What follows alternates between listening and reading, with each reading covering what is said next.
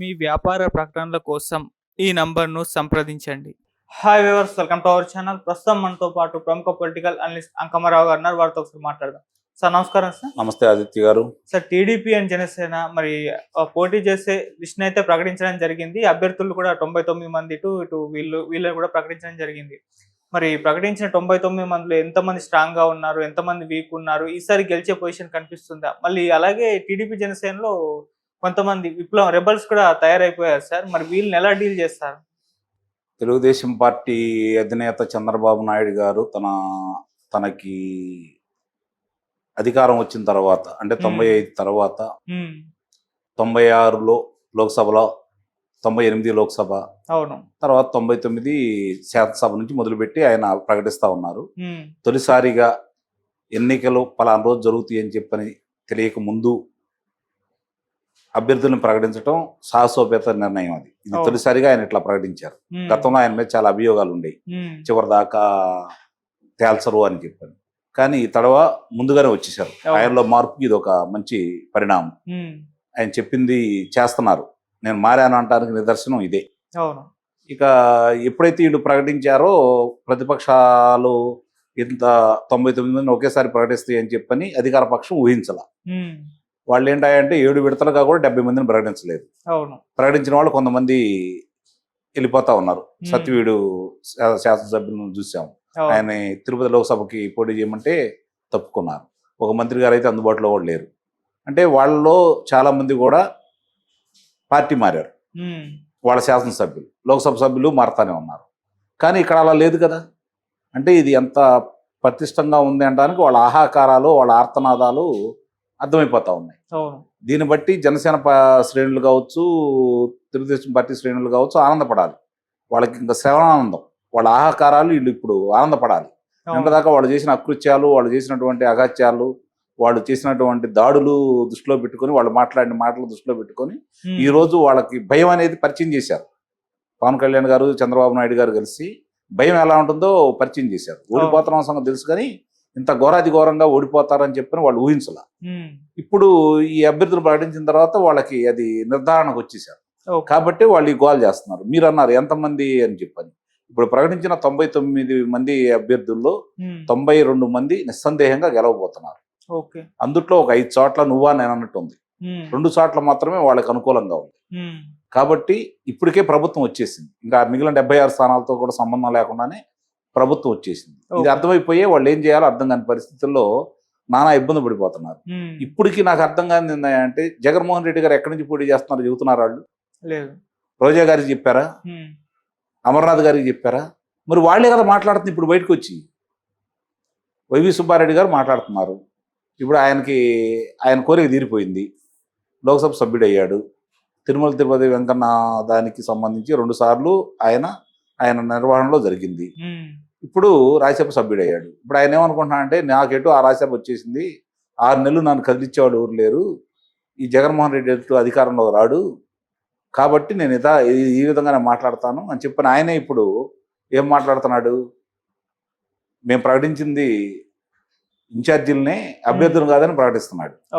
అంటే వాళ్ళకే అభద్రతా భావం ఈరోజు స్పష్టంగా అర్థమైపోయింది. అంటే మీరు మారుస్తున్నారని అర్థమైపోయింది, భయం పుట్టిందని అర్థమైపోయింది. ఇలాంటి అభ్యర్థులు ప్రకటిస్తారని మీకు ఇప్పటిదాకా తోచలేదు. ఇక మీరు అన్నారు అసమ్మతి. కొన్ని చోట్ల అసమ్మతి ఉన్నమాట వాస్తవం. కొన్ని చోట్ల అంటే ఒక 4 స్థానాల్లో, మిగిలిన చోట ఎలాంటి ఇబ్బంది లేదు. అలాగే జనసేన వాళ్ళు కూడా ఎక్కడికి బయటకు వచ్చేసి మాట్లాడట్లేదు. వాళ్ళు కూడా సర్దుకుపోతానే ఉన్నారు. కాబట్టి ఇవన్నీ టీ కప్పులో తుఫాను. కొంతమంది బలంగా కోరుకున్న స్థానాల్లో వాళ్ళకి ఉండకపోవడం అనేది బాధాకరమైన విషయమే. కానీ మాజీ మంత్రులు కూడా ఇప్పుడు 3 దేవినేని ఉమ్మ గారు కావచ్చు, మరి ఆలపాటి రాజేంద్ర ప్రసాద్ గారు కావచ్చు, గంటా శ్రీనివాసరావు గారు కావచ్చు, వాళ్ళు 3 కూడా వచ్చేసి చాలా స్పష్టంగా బయటకు వచ్చిన తర్వాత ఇప్పుడు ఆలపాటి రాజేంద్ర ప్రసాద్ గారు అయితే చాలా స్పష్టంగా చెప్పారు, తెనాలి గెలిపించి తీసుకొచ్చి నేను చంద్రబాబు నాయుడు గారికి ఆ గెలుపుని తీసుకొచ్చి పరిచయం చేస్తానని చెప్పి ఆయన కూడా చెప్పాడు. మేము కుటుంబ సభ్యులు, మా అధినేత ఏది చెప్తే అది శిరసావహిస్తాము, ఒక క్రమశిక్షణ గల కార్యకర్తగా ఎలా ఉండాలో వాళ్ళు స్పష్టంగా చెప్పారు. మీ పార్టీలో ఏది కనపట్టలేదు కదా, మొచ్చుకైనా కూడా. దీన్ని బట్టి అర్థం చేసుకోవాలి. గెలవడం అనేది తేలిపోయింది. తెలుగుదేశం ప్రభుత్వం వస్తుందనేది స్పష్టంగా అర్థమైపోయింది. ఓకే. నిన్నదాకా ఊహాగానాల్లో ఉన్నారు వాళ్ళు. ఎక్కడో దింపుడు కల్లా ఆశ. ఇప్పుడు దింపుడు కల్లా ఆశతోటి వాళ్ళు ఈ వైషమ్యాలు రెచ్చగొట్టాలని 24 స్థానాలే తీసుకున్నారా మీరు, మీ అధినేత ఎలా ముఖ్యమంత్రి అవుతాడు, ఈ విధంగా రెచ్చగొట్టేసి ఇద్దరికి వాళ్ళ ఓట్లు వీళ్ళకి, వీళ్ళ ఓట్లు వాళ్ళకి మార్పిడి జరగకుండా చూడాలని చెప్పి విశ్వ ప్రయత్నం చేస్తున్నారు. కానీ ప్రజలు కోరుకున్నటువంటి పొత్తు ఇది. ప్రజలు ఇవ్వబోతున్న తీర్పు. ఇప్పుడు ప్రజలతోటి జగన్మోహన్ రెడ్డి గారు చేస్తున్నటువంటి యుద్ధం అంతిమంగా ప్రజలు గెలుస్తారు. ఎందుకంటే ప్రజలు కోరుకుంటున్నారు చంద్రబాబు నాయుడు గారు ముఖ్యమంత్రి కావాలి, ఈ రాష్ట్రానికి ఆయన అయితేనే తిరిగి మళ్ళీ గాడిన పడిద్ది, ఆర్థికంగాను పిల్లల భవిష్యత్తు పరంగాను ప్రశాంతతగాను ఉండాలి. అంటే ఈరోజు మన పిల్లల భవిష్యత్తు ఏ విధంగా తయారైంది, గంజాయికి బానిసలై, మద్యానికి బానిసలై, ఆరోగ్యాన్ని చెడగొట్టుకుంటూ ఎంత ఇబ్బందులు పడుతున్నారో వాళ్ళకి స్పష్టంగా తెలుసు. కాబట్టి ఈరోజు వాళ్ళు కోరుకుంటున్నారు ఈ ప్రభుత్వాన్ని మార్చాలి అని. అది బలంగా కోరుకుంటున్నారు. ఆ బలంగా కోరుకున్నప్పుడు ఏమవుతుందంటే చిన్న చిన్న అవంతరాలు ఏర్పడ్డా కూడా వాళ్ళకి సైకిల్ గుర్తు, గ్లాస్ గుర్తు తప్ప ఇంకేమీ కనపడదు. ఒకవేళ చంద్రబాబు నాయుడు గారితో ఎవరన్నా పొత్తులో భాగంగా వస్తే వాళ్ళని కూడా ఆదరిస్తారు. అంతిమంగా వాళ్ళు ఏ ఒక్క స్థానాన్ని కూడా వదులుకోవడానికి ప్రజలు సిద్ధంగా లేరు. ఇది మాత్రం చాలా స్పష్టం. మీకు గతంలో చెప్పాను, ఇప్పుడు చెబుతున్నాను. నిన్నటిదాకా 161 అనుకున్నాను, ఇప్పుడు అది 170 దాకా వెళ్ళేటటువంటి పరిస్థితి చూస్తాం. 170 స్థానాలు కూడా ఈ కూటమి గెలుచుకోబోతుంది. ఇది మాత్రం చాలా స్పష్టం. సార్ కొంతమంది రెబల్స్ కూడా తయారవుతున్నారు. చెప్పాను కదండి, దానికి ఇప్పుడు అవి పెద్ద పట్టించుకోవాల్సిన అవసరం ఏం లేదు. సహజంగా 3-4 సార్లు ఉంది ఇప్పుడు కూడా. నేను లేదని అయితే నేనేం చెప్పట్లేదు, ఉంది. ఒక 3-4 అభ్యర్థుల పేరు మీద కూడా అభ్యంతరం ఉంది. ఇప్పుడు జనసేనకి ఇచ్చినటువంటి అనకాపల్లి స్థానానికి అక్కడ ఉన్నటువంటి వ్యక్తి కొంచెం హడావుడి చేస్తున్నమాట వాస్తవం. మిగిలిన సాటంతా సర్దుకుంది కదా. ఆలపాటి రాజేంద్ర ప్రసాద్ గారు సర్దుకున్నారు, దేవినేని గారు సర్దుకున్నారు, గంటా శ్రీనివాసరావు గారు వచ్చి స్పష్టంగా చెప్పారు. ఇంకెక్కడ చెప్పండి. సరే, ఇలా చంద్రబాబు గారు ప్రకటించగానే వైసీపీ నుంచి అప్పుడే ప్రెస్ మీట్లు పెట్టి అదే మెయిన్ గా పవన్ కళ్యాణ్ గారు టార్గెట్ చేశారు. అంటే ఆయన రెచ్చగొట్టే ప్రయత్నం చేశారు. పావలాకు కూడా పనికిరాడు పవన్ కళ్యాణ్ అని చెప్పేసి చంద్రబాబు గారే డిసైడ్ చేసేస్తారు పవన్ కళ్యాణ్ కి అంత సీన్ లేదని. ఇటువంటి రెచ్చగొట్టే ప్రయత్నాలు అయితే చేశారు సార్. మరి దీనిపైన చాలా నిబద్ధతతోటి, చాలా నిగ్రహంతో, చాలా పరిణితితోటి ఉన్నారు పవన్ కళ్యాణ్ గారు. చాలా స్పష్టంగా మొన్న కూడా చెప్పడం కూడా జరిగింది. ఆయనకి ఇప్పుడు నేను చెబుతున్నాను, గుర్తుపెట్టుకోండి, ఆయన పోటీ చేసి 24 స్థానాలు నిస్సందేహంగా.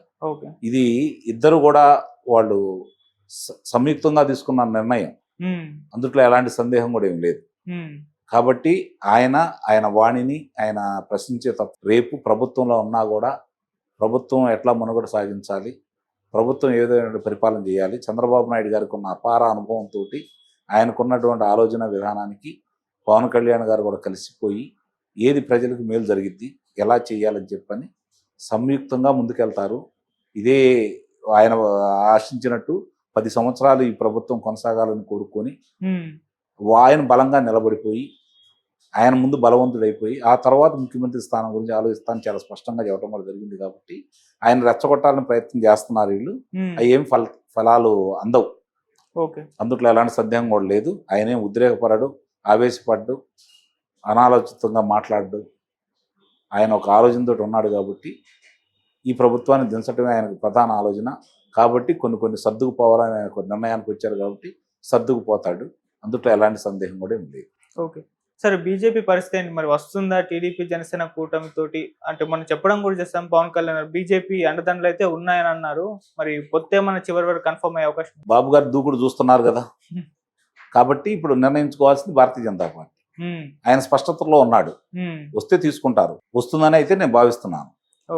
మైత్రి బంధం కొనసాగుతుందనే భావిస్తున్నాను. వాళ్ళు జాతీయ పార్టీ కాబట్టి వాళ్ళు అందరూ కలిసి ఒక నిర్ణయం తీసుకోవాలి. కాబట్టి తొందరపడి ఇక్కడే నిర్ణయం తీసుకోరు. కాబట్టి ఏ రాష్ట్రంలో కూడా ఇంకా నిర్ణయం తీసుకోలేరు కదా వాళ్ళు కూడా చెప్పారు కదా మొన్న అమిత్ షా గారు కూడా వివరంగా, మాతోటి బయటికి వెళ్ళిన వాళ్ళందరూ తిరిగి ఎన్డీఏలోకి చేర్చుకుంటున్నాం అని చెప్పి. కాబట్టి పొత్తు ఉంటుందని నేను భావిస్తున్నాను. కాబట్టి ఇప్పుడు 99 స్థానాలకే ప్రకటించారు. వాళ్ళు వచ్చిన తర్వాత ఇప్పుడు 99 స్థానాలు ప్లస్ 15, 99 ఇప్పుడు ప్రకటించారు. అంటే 118 స్థానాలు, ఇంకా 57 స్థానాలు ఉంటాయి. ఆ 57 స్థానాల్లో భారతీయ జనతా పార్టీకి ఎన్ని స్థానాలు చూసుకొని మిగిలిన తెలుగుదేశం ప్రకటించింది. అందుకోసమే మిగిలిన స్థానాలు ఆపారని చెప్పి అయితే నేను భావిస్తున్నాను. Okay sir, thank you so much sir. Thank you.